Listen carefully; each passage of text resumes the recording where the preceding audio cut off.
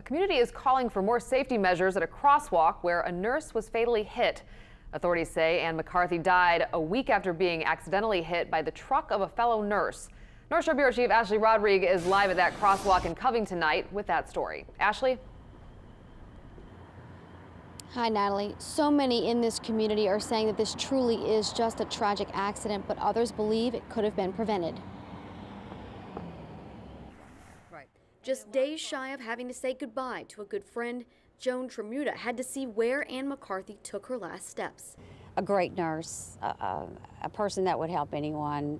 Just, you couldn't say a bad word about Ann. Just a wonderful person. Covington police say the 52-year-old was on foot in the crosswalk at West 8th and Harrison around 7:30 p.m. the night of Friday, February 2nd. It's a common route St. Tammany Hospital employees take to and from the employee parking lot. At the same time that night, police say another nurse was turning left in her pickup truck onto 8th from Harrison and hit McCarthy going about 5 miles an hour. McCarthy suffered severe injuries initially, but later died at a New Orleans hospital. The driver was cited for failing to yield to a pedestrian in what police called a well-lit, well-marked crosswalk. But shortly after the accident, many people took to social media to criticize that description. I have another friend that works here at the hospital, and she's a nurse. She tells me it's not a well-lit crosswalk. Here is police body camera video from the night of the scene. This is our own video from 6 nights later. A second problem pointed out is the obstructed angle of the crosswalk from the stop sign at 8th and Harrison. Mayor Mike Cooper says the city is evaluating the conditions at the referenced intersection to determine if any changes or improvements may be needed in the future. Tremuta and others want to see exactly that. I think by maybe just having a button you have to push, or a stop sign, a stoplight, something to make people, because there's a lot of traffic on this street.